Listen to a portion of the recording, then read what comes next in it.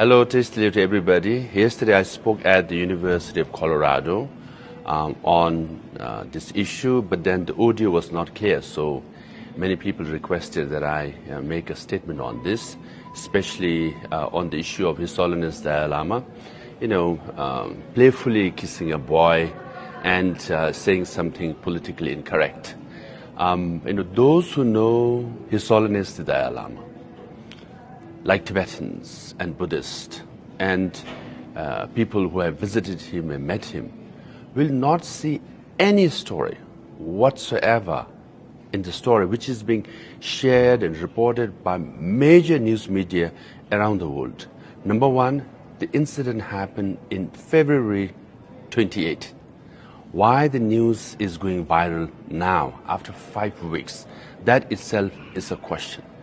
Number two, if you have met His Holiness Dalai Lama, having worked with him for 10 years, I've been with him in many public events. He is one playful person. For example, if there is an Indian security person with a beard, he will pull his beard. If you have a mustache, he will play with your mustache. Sometimes, he will pull his mustache down, I'm sure that person has spent many minutes, keeping it up. He pulls it down. And if you have a big head, he'll point your head and say, big head, So if you have a big nose, he will say, big nose, and he goes close and gives the New Zealand Maori greeting, of touching each other's nose. So he's like that, all the time playing. And if you are bald, that's it. He'll rub your head and give you one spank. Sometimes quite hard. My security Kalayan used to get quite a few spank on his head because, he was bald. Now, imagine His Holiness Dalai Lama going to the White House, meeting the President of America. This can't be, as serious and formal meeting as possible. He meets President Barack Obama. What does he do? His Holiness says to Obama, oh, you have big ear. He starts playing with his ear. And what does Obama say? Oh, you notice, So in that very serious, highest level of meeting, His Holiness plays with people. Another story. His Holiness was giving a lecture at Harvard University Sanders Theater, and he had to go through this basement tunnel, and where there was also an office. So we had cleared the tunnel. So as His Holiness was coming out, one lady from the office came out with the files, and she was busy moving forward. His Holiness ran and gave one slap, from the back to the lady. She turned around and looking, thinking, who the hell hit me, And His Holiness looked at her, smiled, and she also smiled. They both laughed and they hugged. They started walking. What did His Holiness tell this lady? He said, fat. Because this lady was, on, heavier side. She laughed, he laughed, they hugged, they walked towards the stairs, and he said goodbye to her, and she said goodbye to him. And she shared the story that His Holiness hit her, and she, he called her fat. Why the lady was not offended? Because His Holiness is sincere. He has no ill intention. He was very pure in his motivation. For example, myself, I got elected in 2011. In front of thousands of people, I think 50,000 people, His Holiness was giving a speech. At the end, he introduced me. He said, oh, now we have a new leader.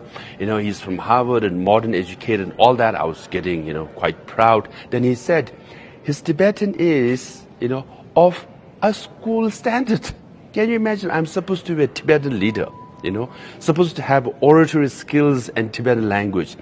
And then His Holiness just said, his standard of Tibetan is of a school kid. Everybody laughed, I was embarrassed, right?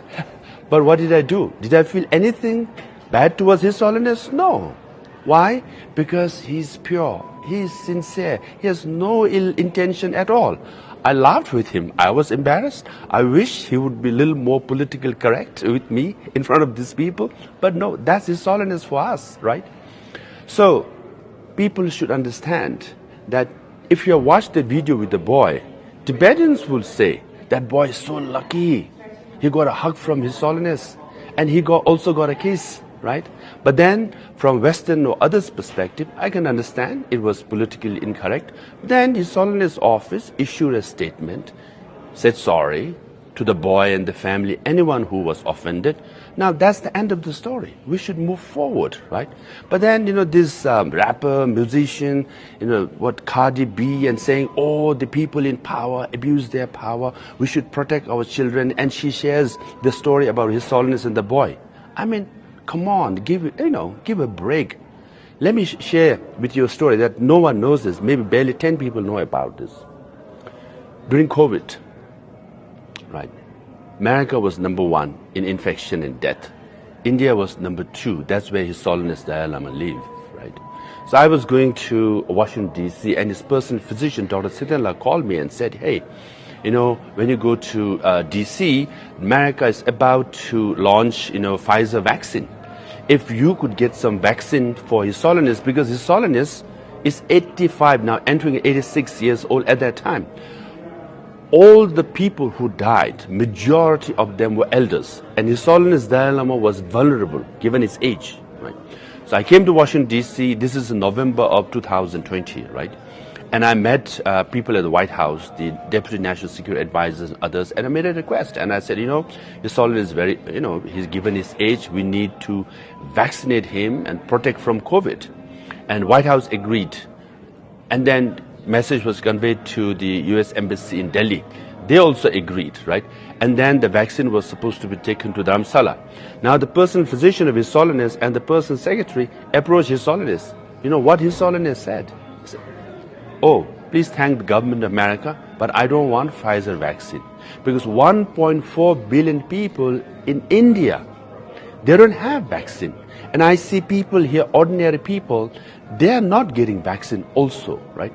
I will wait till they get vaccinated, then only I'll get vaccinated. So, he refused a vaccine from America. That's His Holiness Dalai Lama, right? Now, we waited for a few months, right? And then finally, the vaccine was introduced in India, and AstraZeneca, which is 67% effective. And then again, the personal physician called me and asked me whether the government of India could facilitate that he be vaccinated at his residence. And I made the request to the Health Secretary in Delhi, Health Minister of Himachal and Health Secretary, and they all agreed, right? And the CMO, or the Chief Medical Officer of Dharamsala, was informed. And then, next day, the personal physician went to His Holiness and said, Your Holiness, the COVID vaccine will be given to you at your residence, right? What did His Holiness say? His Holiness said, why should I get a special treatment? I should go down to the hospital where all the people get their vaccine. So he went to the local hospital, like ordinary Tibetans and Indians, and got vaccinated, right? So that's His Holiness. He never used his personal popularity in influence. Far less than that. Even vaccine was offered by America. Even when he was offered to get vaccinated at his residence, he said, no, I will go down to the local hospital. So Tibetans know about it, right? Buddhists know about it. All the people around His Holiness know about it, that he is sincere. He is for us the Buddha of compassion, right? So I hope people around the world will understand through the stories, because of my personal experience, right? And put it in proper context whenever you talk about His Holiness the Dalai Lama. Lastly, major media have covered these story, and then it's time to move on. But also, you are showing concern about children, which is fair. What about 1 million Tibetan children who are forcibly removed from their homes in nomadic families, farming families in Tibet? And they are forced to study in boarding school in urban areas where they are taught in Chinese language. Everything Chinese is taught. They are made into Chinese. Even the UN human rights experts have reported on this. But all these major media who covered this incident of His Holiness Dalai Lama did not report about this 1 million Tibetan children.